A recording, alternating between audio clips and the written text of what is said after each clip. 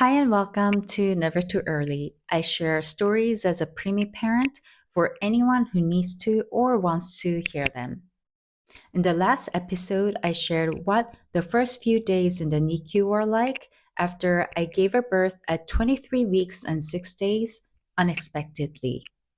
If you haven't watched that episode yet, you might want to start there so that we're on the same page. You can find the link here or in the description box. In this episode, I want to share what came next, our 4 month in the NICU. This episode is a little different. I'll be sharing this part of the journey as a video essay using photos from the NICU stay so you can walk through those 4 months with me. I'm grateful that I can share this now, and I hope it can accompany some of you who might be in the NICU journey yourself.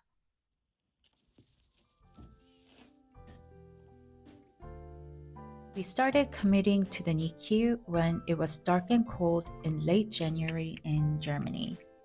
In the beginning, my big puffy winter jacket didn't feel enough to cover me. Only 4 days after birth, I was still in shock mentally and physically. I watched the seasons change during the commutes on the train and through the hospital windows. The gray sky slowly turned into a chilly spring. Trees began blossoming around Easter, and the days finally stretched longer into May. The same puffy jacket that accompanied me for those 4 months started feeling a little too warm towards the end. Even the COVID rules lifted halfway through our journey. Through the change of daylight and weather, we moved from the initial shock and crisis mode into the long waiting game. We learned how to be patient, showing up every day, repeat and repeat. Before I could even find my rhythm, there were hurdles to clear: the paperwork. Because we weren't married yet, I was a single mother on paper, even with my dedicated fiance right there with me. We had to claim paternity for the birth and name registration for the baby and for the NICU insurance billing transfers.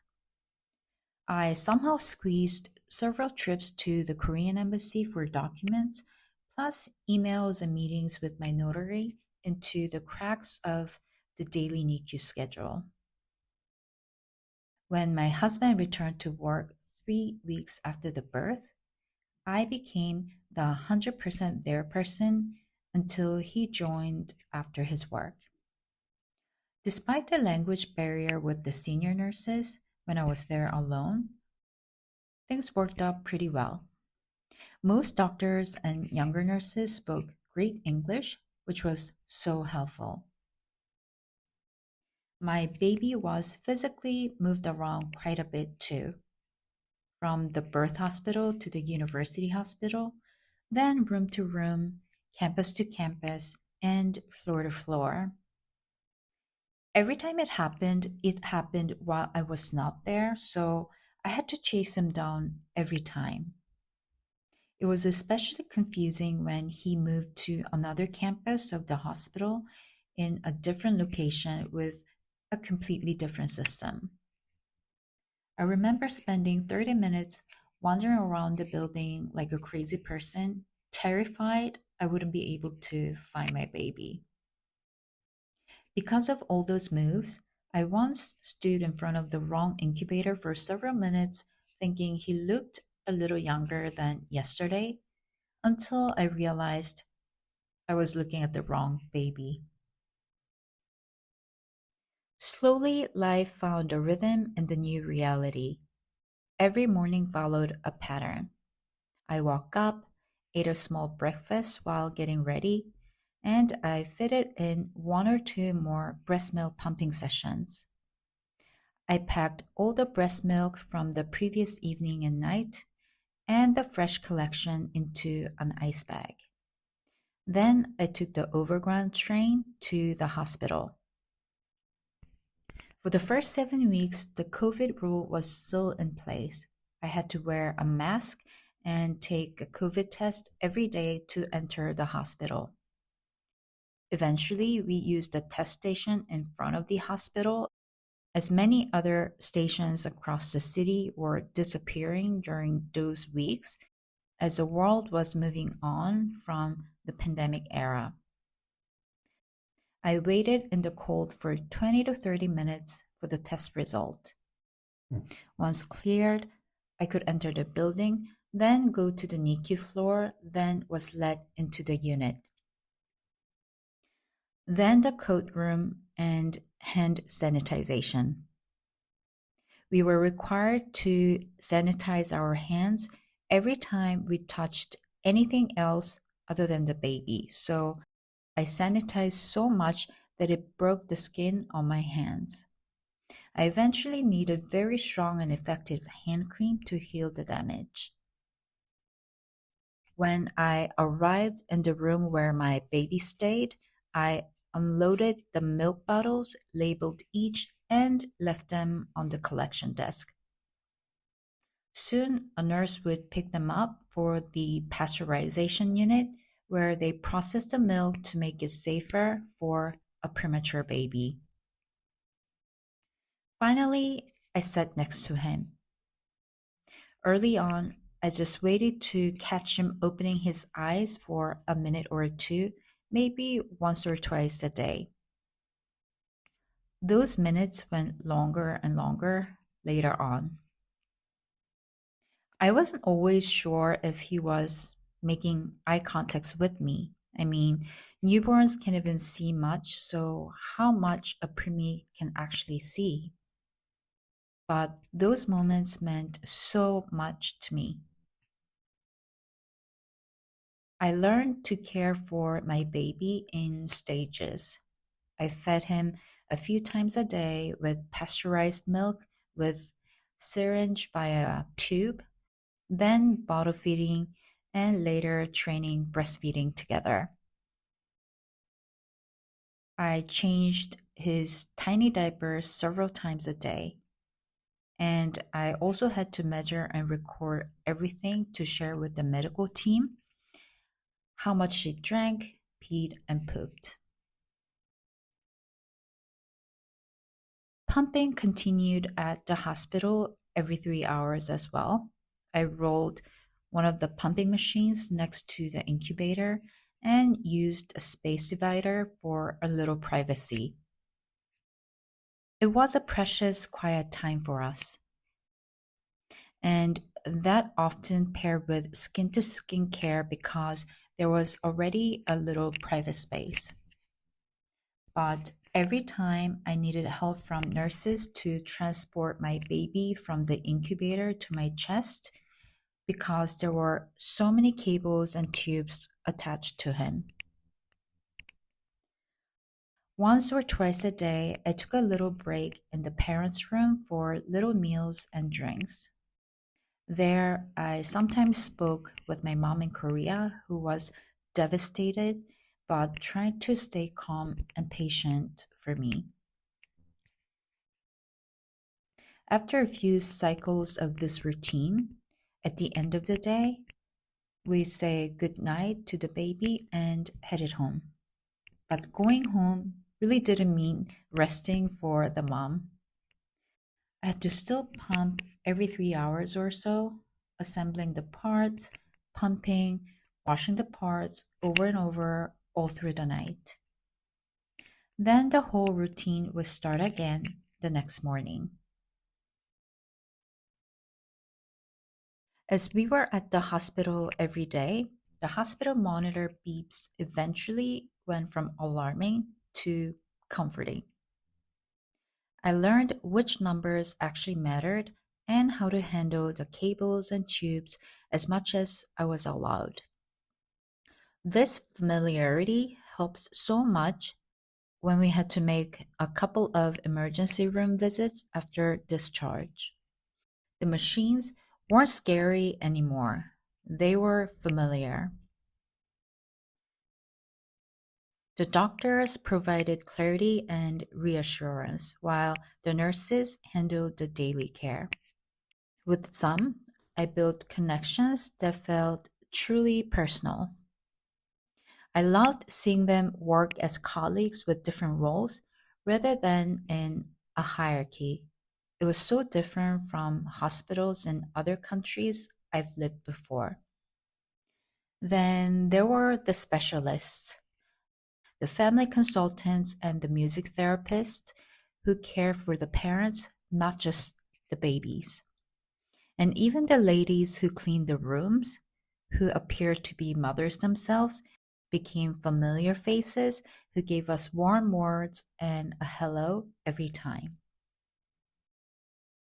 For the first 7 weeks, when we still had to wear masks following the COVID rules, I only knew everyone by their eyes and hair.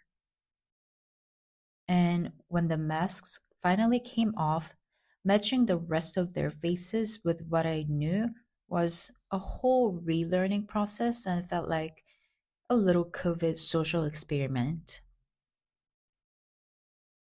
We were mostly in the shared rooms in the NICU. That means we were sharing space with neighboring preemies and their parents. Things were a little calmer about how our premature birth happened.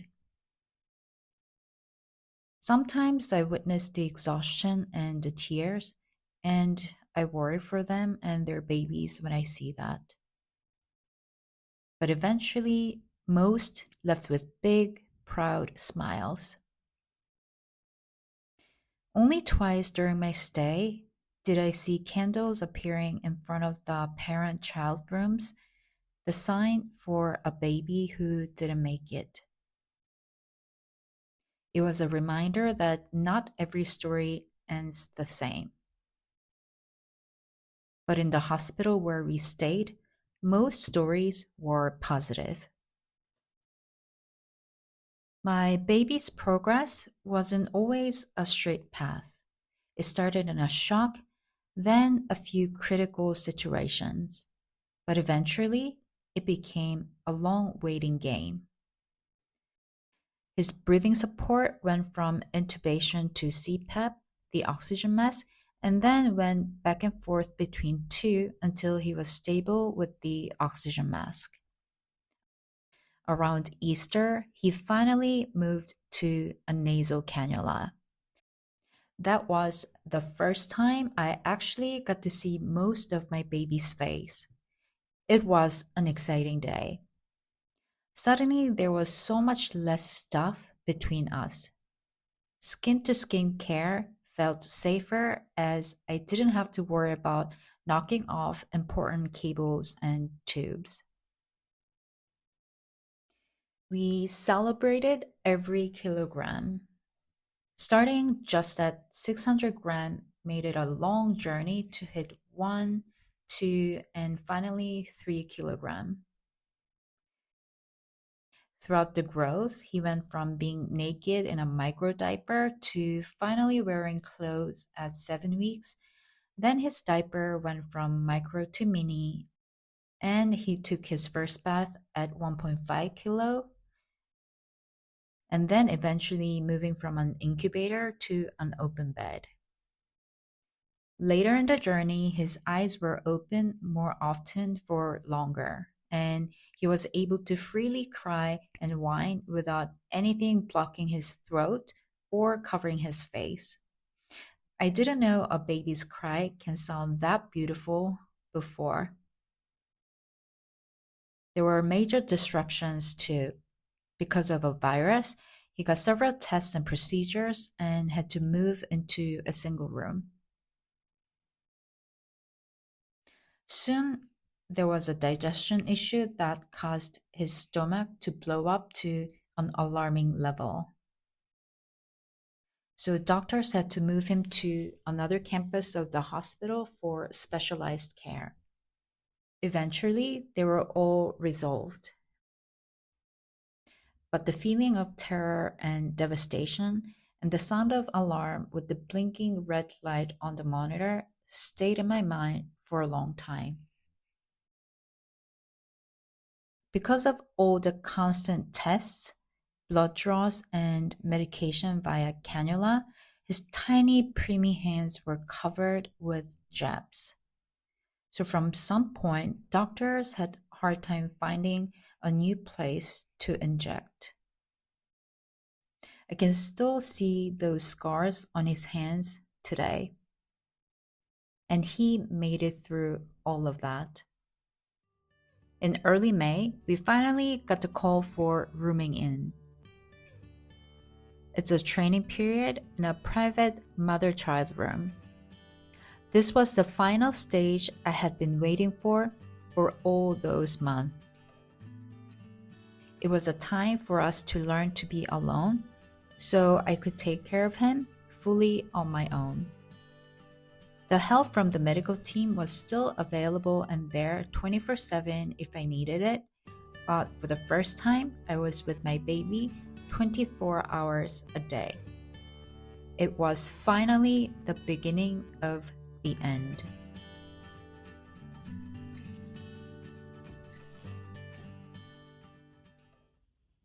Thank you for spending this time with me and for moving through these 4 months of our NICU journey together. If you are a NICU parent going through this right now, how are you doing today? And if you've already been through the NICU journey, how do you feel now looking back on it? And how are you doing these days? If you feel like sharing, I'd love for us to hear from one another. It might help someone else in the dark realize that they're not alone. In the next episode, I'll share what helped me during the NICU journey. And after that, I'll share the final stretch of our journey coming home. I'll see you in the next episodes. Thank you for being here. This is Never Too Early.